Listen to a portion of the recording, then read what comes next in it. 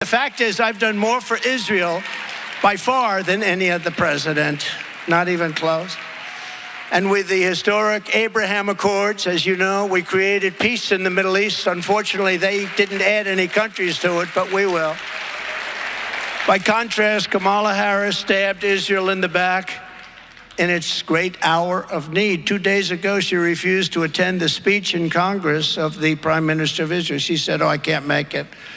There was just a small group of people, but they couldn't make it because that's her original thought. That's where she comes from. She doesn't like Jewish people. She doesn't like Israel. That's the way it is, and that's the way it's always going to be. She's not going to change.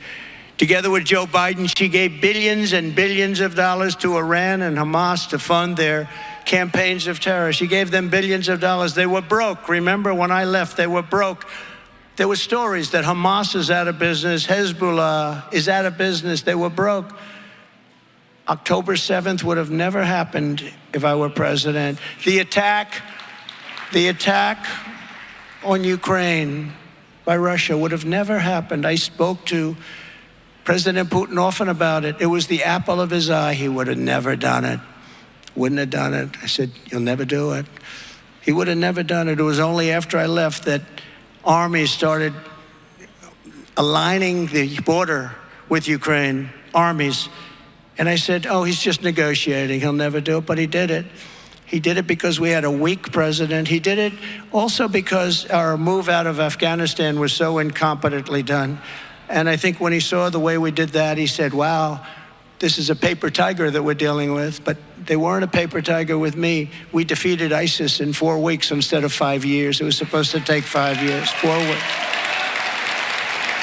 Within days of the heinous October 7th attack on Israel, Kamala Harris praised the anti-Israel protesters. You saw that, right? She praised them. She betrayed America's ally and sided with the radical fringe of her party, only for political gain, maybe for personal gain, I don't know. And this week, many of those Kamala Harris supporters burned American flags in the heart of our nation's capital and desecrated our monuments. Did you see? They sprayed very powerful spray paint into limestone, magnificent, the lions, the bells, you saw it. And you know, when that gets into limestone, you never really get it out. You'll see it in 100 years from now. They desecrated. And by the way, January 6th, well, what's happening to these people that have done serious damage? Have they been arrested? Are they in jail now, like the January 6 hostages? And when are they letting them out? You know, we had a great Supreme Court ruling 4 weeks ago that really should let most of them out. When are they coming out? They're still there. When are they coming out? Unlike liberal Kamala, I will support Israel's right to win its war on terror. You have to support that. Got to win, got to finish it off.